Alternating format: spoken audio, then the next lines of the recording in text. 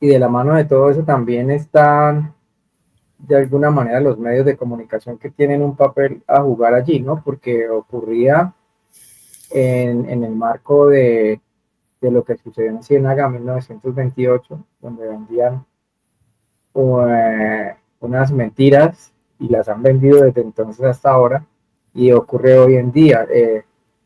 Eh, en medio de todo eso, pues, usted analiza cuál es el papel que ha jugado ahí la prensa. Pues sabemos que la prensa pues, hace parte de todos estos emporios capitalistas y está en función de ellos, pero ¿cómo ve usted el papel que ha jugado históricamente la prensa en ese escenario de la correlación de fuerzas y de la lucha del movimiento sindical?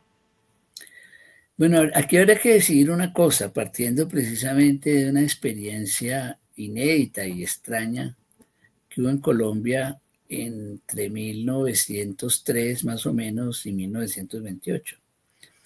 Y es que lo que nosotros llamamos hoy prensa dominante, como decir El Tiempo, El Espectador a nivel general, y otros medios escritos a nivel local, El Colombiano, Vanguardia Liberal, dependiendo, El País en Cali.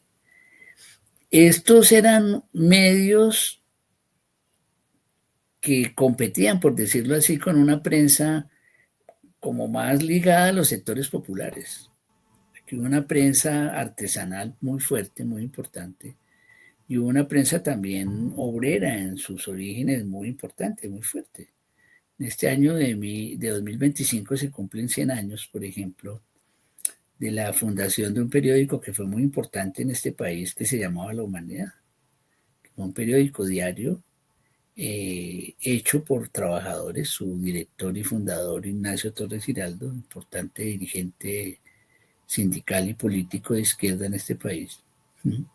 Entonces, en ese momento la prensa no era no era un monopolio tan digamos, tan exclusivo como va a ser después.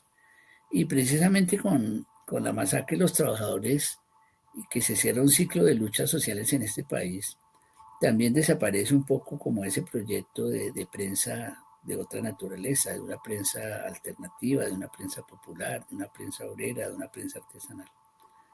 Y de ahí en adelante se van a consolidar grandes medios que operan justamente a favor de las clases dominantes de este país y del Estado.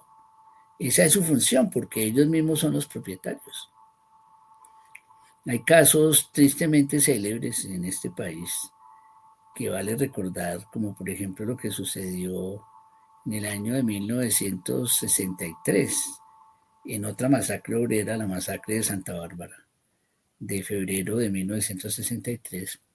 Pero lo revelador de esta masacre es que el que en ese momento era gobernador de Antioquia era al mismo tiempo el dueño del periódico El Colombiano y accionista cementero, porque la masacre se presentó en una empresa de Cementos El Cairo.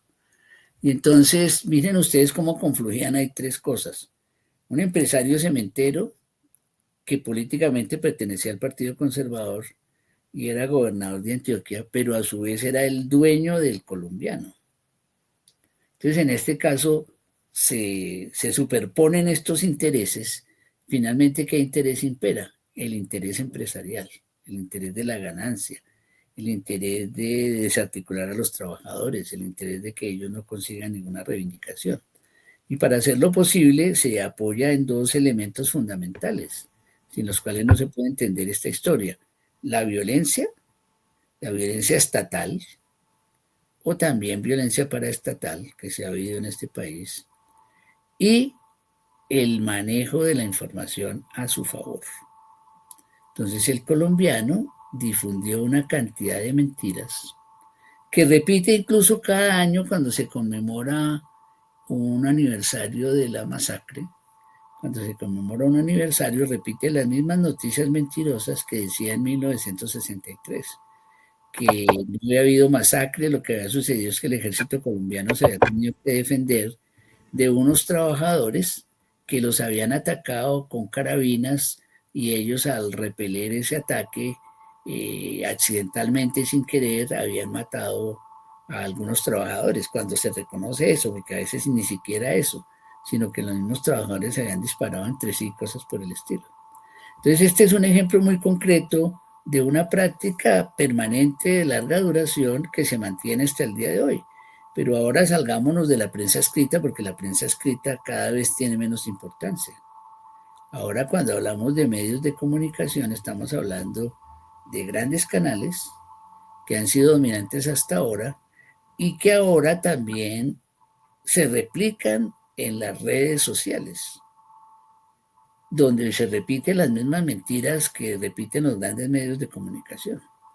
Entonces, se han diversificado los medios, ya la prensa escrita no tiene ninguna relevancia. En la época, sí, en la época de las masacres bananeras, recordemos que no había televisión, la radio pues tenía poca cobertura y un elemento fundamental de difusión era la prensa escrita.